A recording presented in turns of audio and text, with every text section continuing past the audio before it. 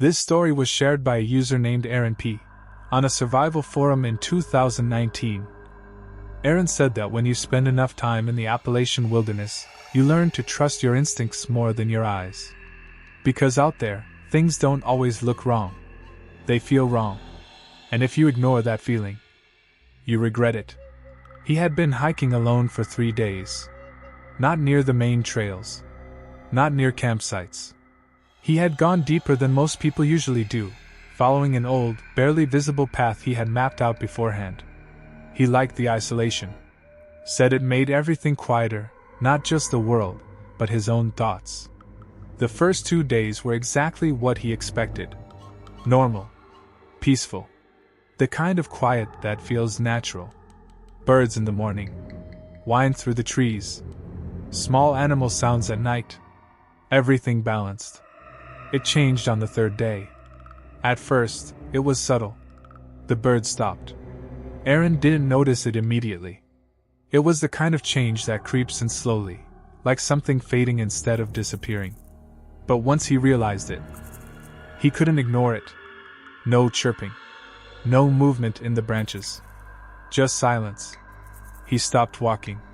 Listened. Nothing. Even the wind had died down. The leaves hung still, like the forest itself had paused. Aaron told himself it was normal. Maybe a predator nearby. Animals go quiet when something bigger is around. That explanation made sense. It always does at first. So he kept walking. About an hour later, he found a place to set up camp. A small clearing surrounded by tall trees, just enough space for his tent and a small fire. It felt safe. Open enough to see around him, but still sheltered. He set up quickly. Built a fire. Ate. Waited for the usual sounds of night to return. They didn't. As the sun went down, the silence only got worse. No insects. No distant calls. Nothing. Aaron said that's when the unease really started to settle in. Because the forest at night is never completely silent. Not like that. He sat by the fire longer than he usually would. Just listening. Waiting. That's when he heard it. A whistle. Soft. Short. From somewhere deep in the trees. Aaron froze. At first, he thought it was another hiker. Maybe someone signaling. Maybe someone lost. But something about it didn't sit right. The whistle didn't echo. It didn't fade. It just stopped. Like it had been cut off. Aaron stood up slowly. Looked into the trees. "Hello?" he called out. His voice sounded too loud. Too sharp against the silence. No response. A minute passed. Then another. Then, the whistle came again. Closer. Same tone. Same length. Exactly the same.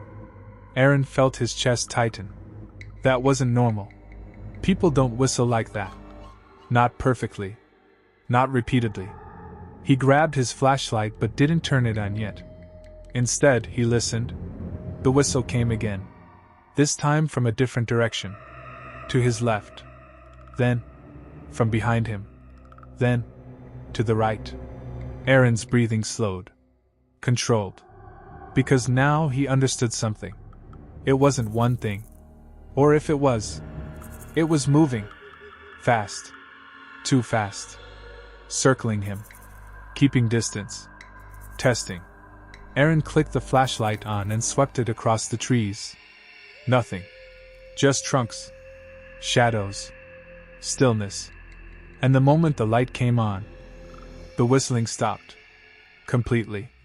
No fade. No last sound. Just silence. Aaron kept the light on for a while. Scanning. Watching. Nothing moved. Eventually, slowly, he turned it off. And instantly, the whistle came back. Right behind him. Loud. Close. So close he felt it in his chest. Aaron didn't turn around. Didn't move. Because at that distance, whatever made that sound was standing just outside the firelight, watching him. Minutes passed. Or maybe longer. Time didn't feel right anymore. The whistling continued, moving, circling, never stepping into the light, never getting closer, just staying right at the edge. At some point, Aaron realized something worse. The whistle wasn't random anymore. It was changing. Not the sound.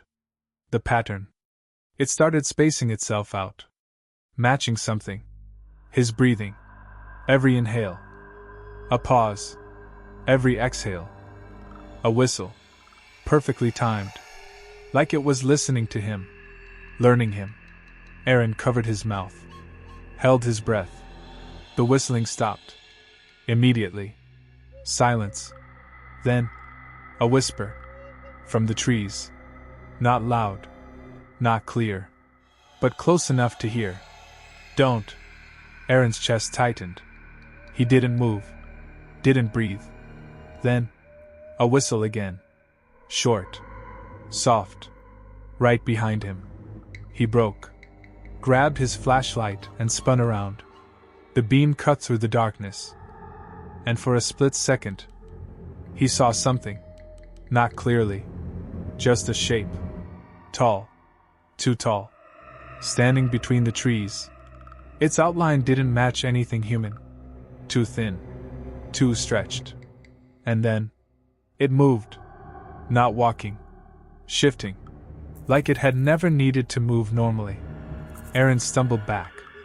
The light flickered. And when it steadied, nothing was there. The whistling stopped. Completely. Aaron didn't sleep that night. Didn't sit.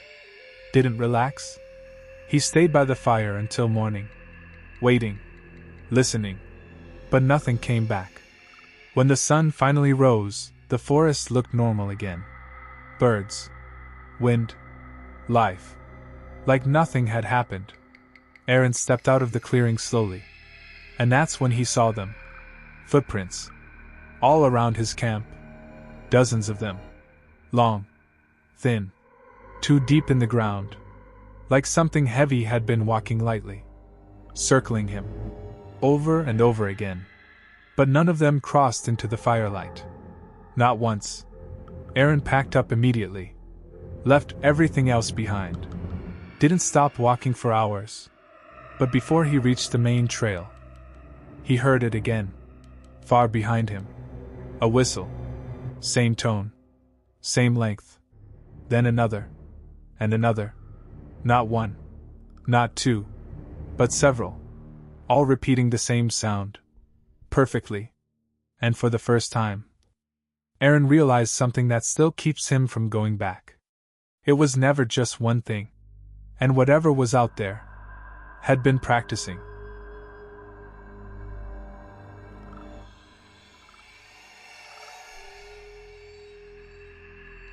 This story was shared by a user named Lena_Travels on a hiking blog in 2022.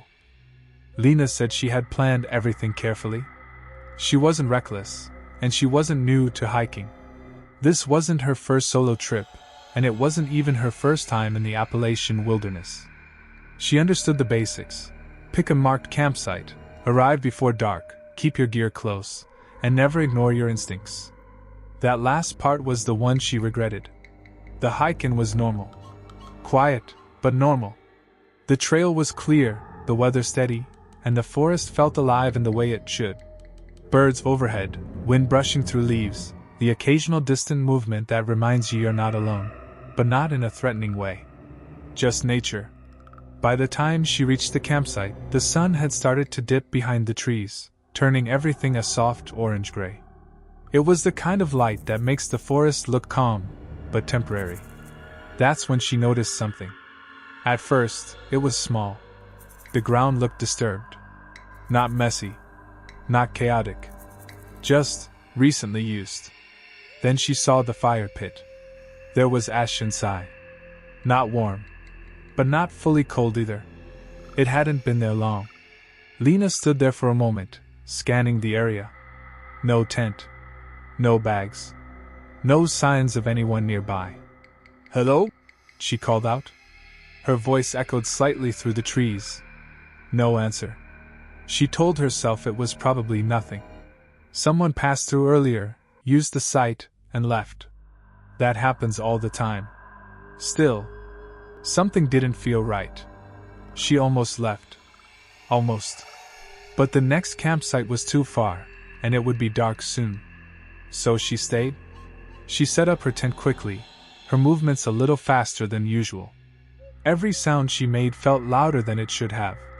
The zipper, the shifting of her bag, the snapping of small twigs under her feet. The forest was already getting quieter. Too quiet. By the time she lit a small fire, the silence had settled completely. No birds. No insects. No wind. Just stillness. Lena sat by the fire, trying to relax, but her attention kept drifting to the trees. Watching. Listening. Waiting for something to break the silence. That's when she heard it. A step. Soft. Somewhere beyond the edge of the clearing. She turned her head toward the sound. "Hello?" she called again. The step stopped. Silence returned. She waited. Heart beating a little faster now. Then, another step. From a different direction. Closer. Lena stood up. "Is someone there?" she asked. For a moment, nothing happened.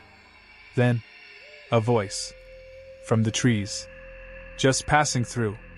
It sounded normal. Calm. Almost reassuring. Too reassuring. Lena felt a brief wave of relief. "Okay," she said. "Just letting you know I'm camped here." No response. The footsteps faded. And just like that, it was quiet again. Lena sat back down. Tried to shake it off. But something about that voice stuck with her. It didn't sound tired. Didn't sound distracted. Didn't sound like someone walking through the woods at night. It sounded placed. Like it had been chosen. She went into her tent not long after. Zipped it closed. Turned off her light. And lay there. Waiting. Sleep didn't come easily. Every small sound felt amplified. The shifting of fabric. Her own breathing. The faint crackle of the fire dying outside. At some point, she must have drifted off. Because she woke up suddenly. No noise. No clear reason. Just awake. And that's when she heard it. Breathing. Outside her tent. Slow. Deep. Close. Too close. Lena froze. Didn't move. Didn't make a sound. The breathing continued. Right next to her. Close enough that she could hear the slight rasp in it. Like air dragging through something that wasn't meant to breathe normally. Then, a whisper. Right outside the tent. "I know you're awake." Her chest tightened instantly. The voice wasn't the same anymore. It wasn't calm. It wasn't human. It sounded like something trying to sound human. And failing. Lena grabbed her knife slowly. Her hands shaking. She didn't respond. Didn't move. Then the voice came again. Softer. Closer. "Can I come in?" The tent fabric shifted slightly. Not from wind. From something touching it. Pressing lightly. Lena held her breath. The pressure moved along the side of the tent. Slowly. Like something tracing the shape of it. Mapping it.